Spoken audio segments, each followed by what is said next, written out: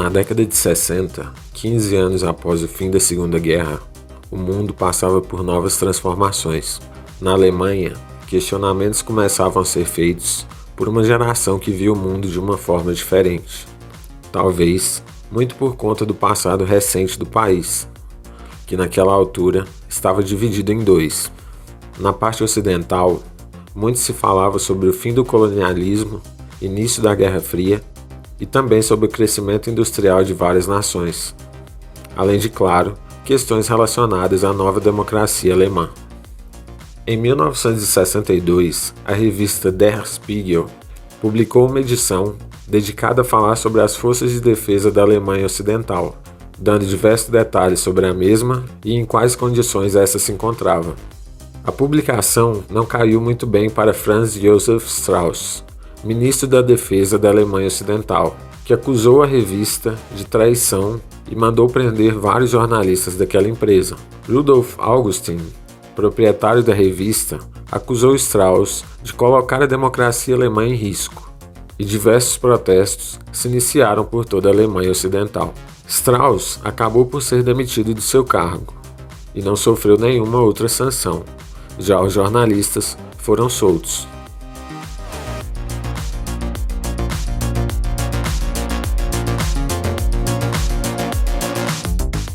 Eventos como citado anteriormente geravam desconfiança na nova democracia alemã pós-guerra e principalmente a população mais jovem se radicalizava cada vez mais contra o Estado. A esquerda, principalmente, acusava o governo de não dar fim ao controle autoritário, afirmando que a desnazificação do país não estava acontecendo como deveria. E as coisas só pioraram quando Kurt Kissinger, uma figura que comprovadamente fez parte daquele terrível momento, foi colocado no cargo de chanceler.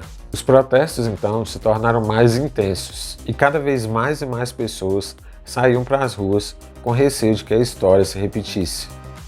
Uma das figuras que surgiu nesse momento foi a de Rudi Dutschke, que acabou por ser alçado a líder do Sindicato Socialista dos Estudantes Alemães e tinha como seu principal objetivo criar um grupo que viesse a ser conhecido como uma nova geração da esquerda na Europa, se baseando muito em preceitos do movimento Panteras Negras nos Estados Unidos. Em 1966, acontecem novas e importantes mudanças nas leis alemãs. A principal delas é o aumento do poder por parte do governo em relação ao estabelecimento de leis marciais, algo que enfureceu ainda mais grande parcela dos estudantes e parte da população, que acabaram por voltar às ruas para protestar. É preciso aqui se contextualizar o período para se ter uma ideia melhor do panorama geral. Em primeiro, é preciso colocar que a Segunda Guerra Mundial havia acabado há pouco tempo e a Guerra Fria estava só começando, enquanto a União Soviética quanto os Estados Unidos já eram inimigos declarados, tentando cada um à sua maneira influenciar o maior número de países possíveis. E é claro, principalmente é preciso dizer que havia uma revolução aí, pode-se dizer, na maneira de se pensar, já não era como antes. No dia 22 de junho, cerca de 3.000 estudantes fizeram um protesto buscando mais autonomia para as universidades alemãs. Porém, Dutschke não acreditava muito naquele movimento e entendia que era preciso construir algo mais robusto. E para isso, ele criou um evento chamado de Vietnã, a análise de um exemplo. E aqui é preciso mais uma vez contextualização, já que um grande número de pessoas nesse momento viu a guerra do Vietnã como um erro. No final desse evento, deu-se algo que não estava programado, e o grupo que ali estava saiu para as ruas em protesto contra o governo alemão ocidental e as suas leis, que segundo eles eram autoritárias demais. A manifestação, porém, se tornou algo fora do controle, e Dutschke e outras dezenas de pessoas acabaram por ser presas. Um ano depois, em 67, a situação não havia mudado muito, e o movimento estudantil, juntamente com outros, continuavam revoltosos com a situação. Na metade daquele ano, o Shah Reza Pahlavi do Irã estaria em Berlim para uma visita oficial. Sabendo disso, diversos grupos estudantis se juntaram para protestar.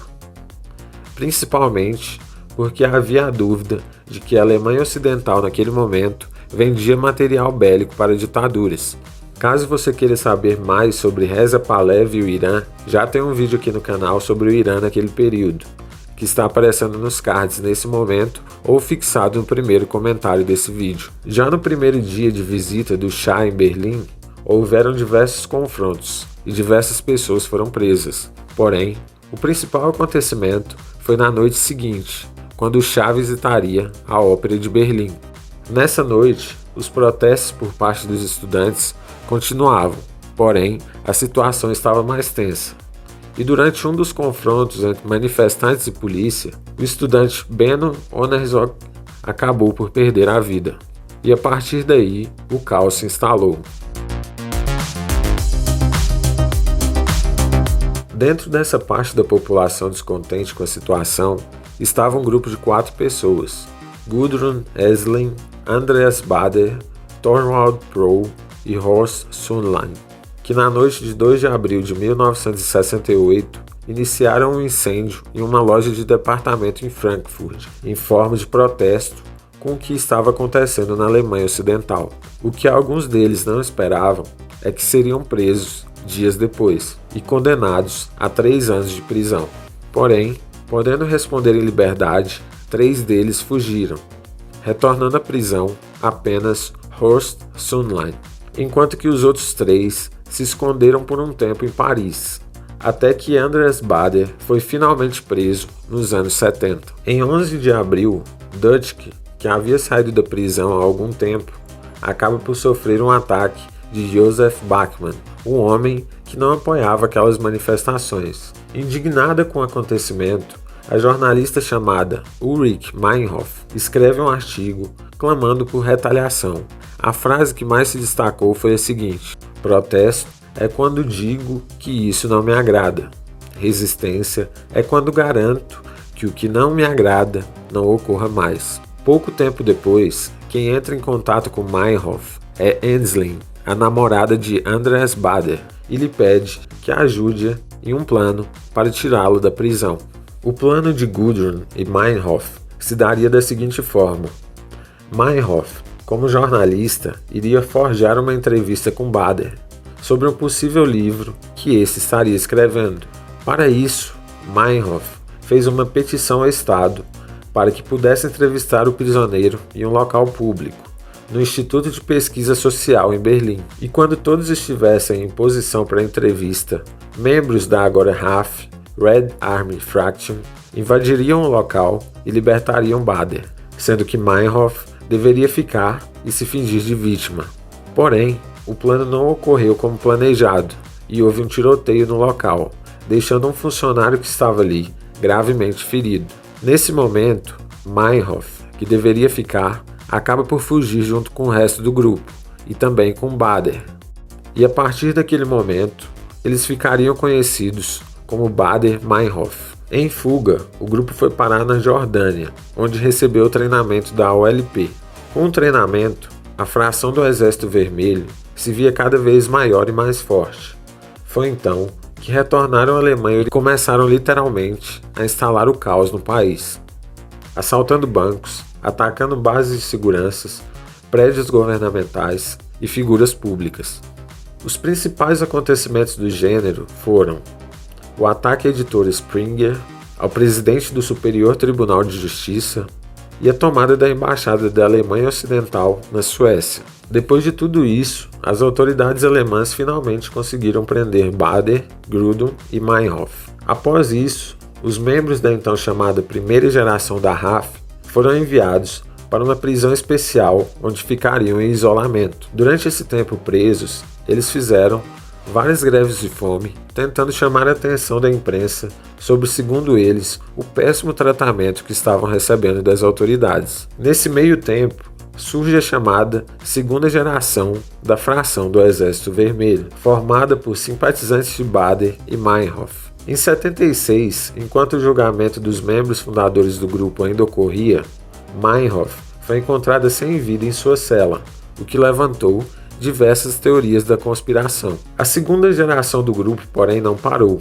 e no ano seguinte sequestraram juntamente com membros da OLP um avião da Lufthansa e, como resgate, exigiram a libertação dos membros que ainda estavam presos. Porém, nada disso teve sucesso, já que as forças especiais alemãs conseguiram recuperar o avião. Bader e os restantes presos condenados à prisão perpétua decidiram então tirar a própria vida, mas isso não colocaria fim às ações do grupo. E no dia 1 de abril de 91, Dietlef Hollweder acabou por ser morto pelo grupo, e isso acabou por afetar imensamente diversos projetos que estavam em marcha com a reunificação da Alemanha. E as dicas culturais desse vídeo é o filme Munique e o documentário Morte em Vermelho. E se você chegou até aqui, não se esqueça de se inscrever, deixar o like e deixar a sua opinião aqui nos comentários, porque ela é muito importante.